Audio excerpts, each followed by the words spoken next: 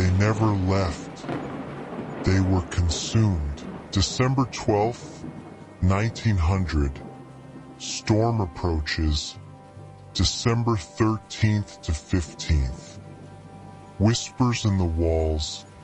December 16th. They open the door. It wasn't just that they were dead, it was what was done to them. 3 grown men, their bones melted together like hot wax, hardened into one shape, a single, solid scream made of calcium and wrongness.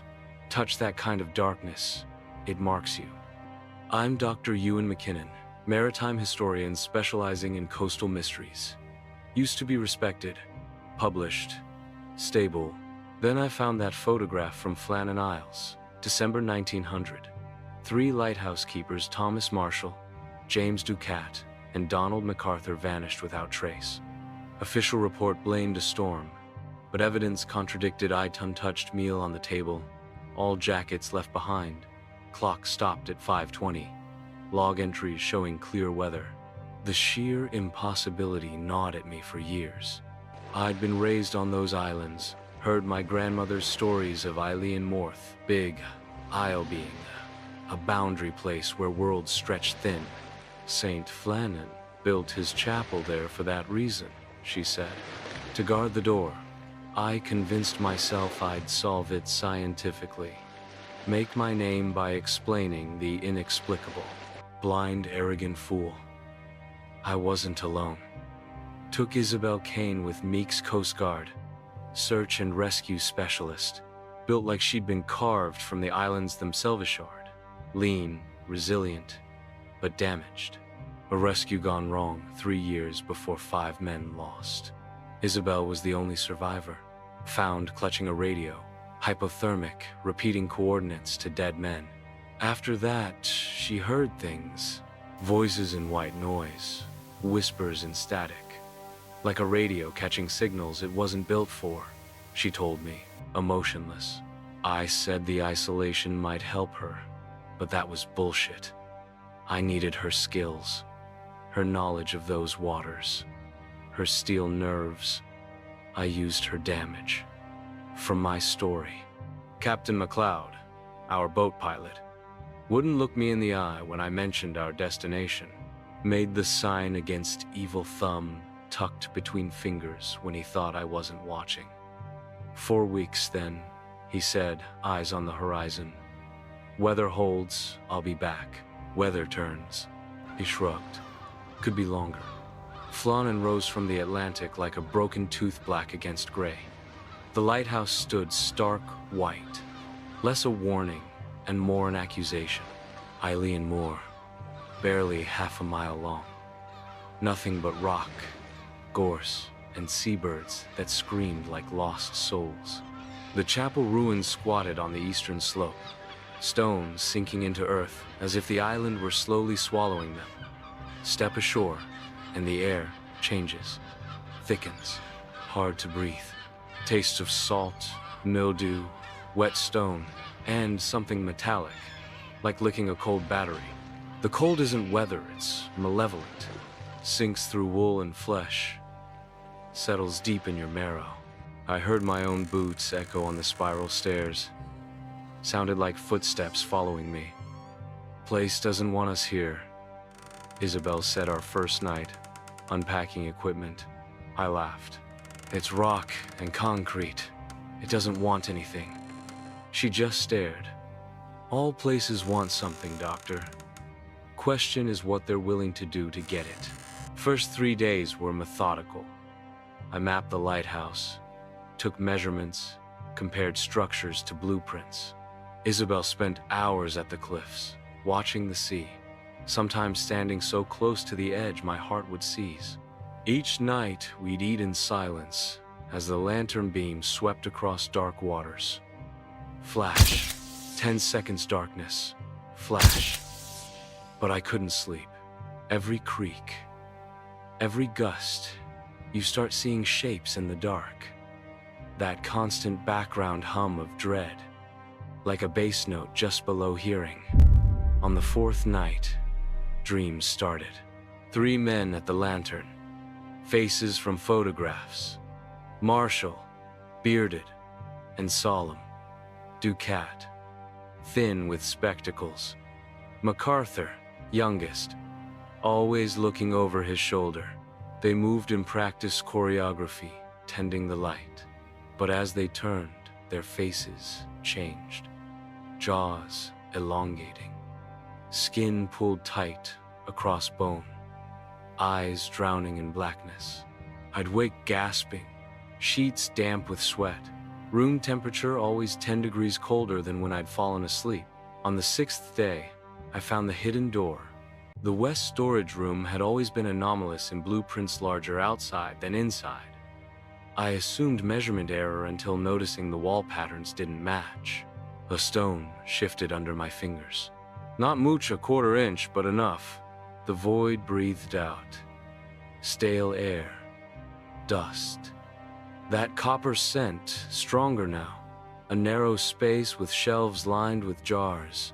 Inside, impossible shapes. I still can't describe. Organic, but wrong. Like sea specimens that never saw classification. Preserved in cloudy liquid that wasn't formaldehyde. Beneath the lowest shelf, wrapped in oilcloth, Marshall's private logbook. Weather observations in precise handwriting. Professional, detached, until December 12th, where ink dug into the page like barbed wire. Storm approached from NW. 15:30. Wrong color, wrong sound. December 13th. Something alive in it. Moving on waves. Shape with purpose. December 14th. Closer now. Watching us. Ducat praying. MacArthur won't speak. December 15th. It knows we see it. Tapping at night. Metal taste. Can't escape. December 16th. God forgive us. We opened the door. After that blank pages, I sought explanations. Shared delusion. Food poisoning. Carbon monoxide. Still thinking understanding would save me. Isabel didn't try to explain. When I showed her the book, she nodded like it confirmed something she'd always known. That night, by the lantern glass, she traced circles with her breath, head cocked like tuning to frequencies beyond human range. They're still here, she said. All 3, never left. That's when I first noticed the ticking inside the walls. Tick, tick, tick. Not the clock, not the generator. Something inside the stone itself. By day 10, things unraveled completely. Generator sputtered constantly. Light, jumping, shadows, stretching. 3 of them. Always 3.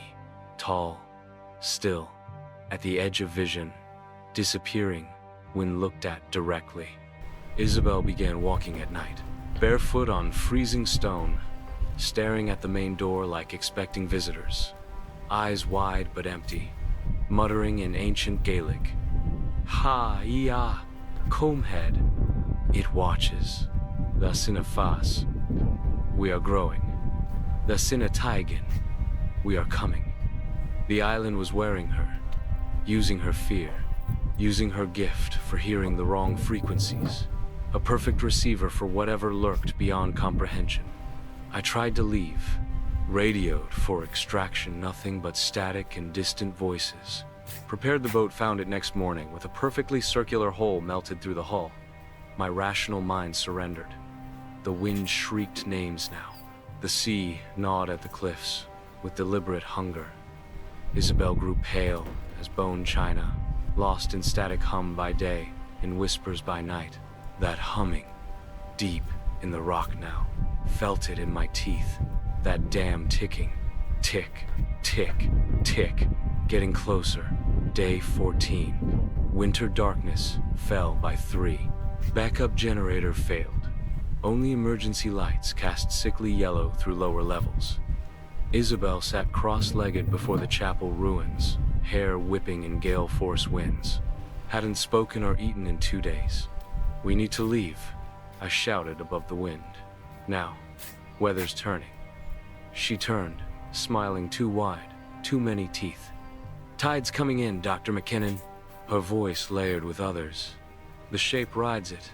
She rose in one fluid motion, bracing with hands, just unfolded and walked toward the lighthouse.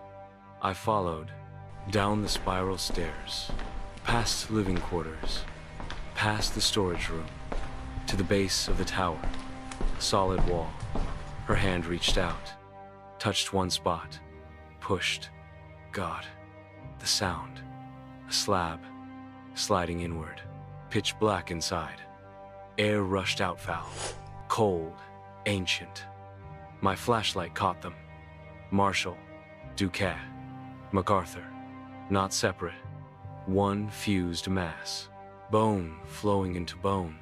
Limbs tangled, torsos inseparable. 3 skulls craned upward. Jaws locked in silent screams. Not decay, design. Purposeful.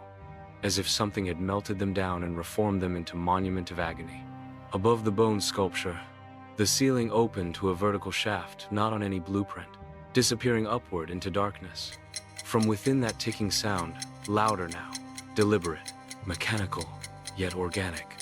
Walls seemed to pulse, that metallic taste overwhelming. The air itself moved wrong, thickened with impossible weight.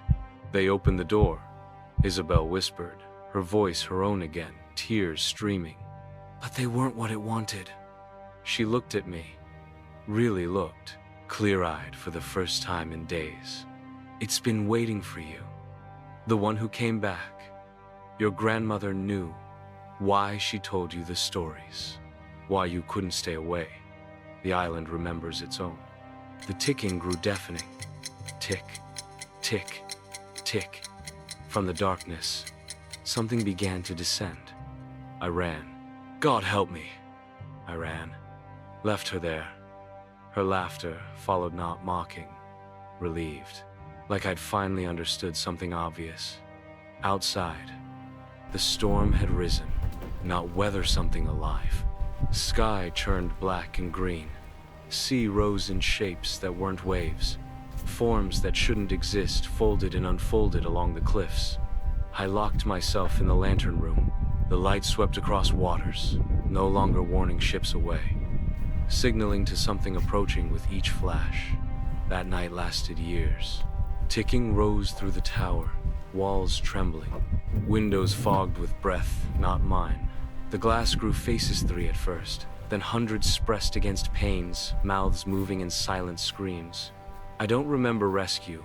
Captain McLeod found me alone. Isabel gone. Lighthouse immaculate. No hidden rooms, no bone sculpture, no logbook.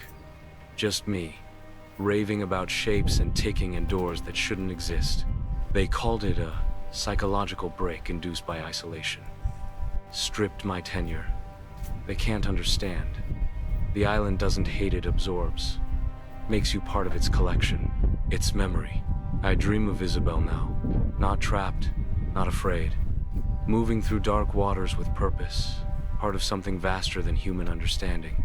Eyes black pools reflecting nothing. Smile too wide, too knowing. She speaks in my grandmother's voice. Thig dakai, thasin na fate hiem. Come home, we are waiting. Sometimes I wake to wet footprints leading to my bed. Seawater stains on sheets. That copper taste filling my mouth. And the ticking. Inside my walls now. Inside my head. Something grows beneath my skin, reshaping me from within. My bones shift when I'm not looking, reconfiguring. I've booked passage back to Flannan. One last trip, to find answers, to find Isabel, to find whatever waits in that vertical shaft. Or maybe the whispers have just reeled me in. Flannan remembers. It remembers everything, and it never lets go. Like, subscribe and comment.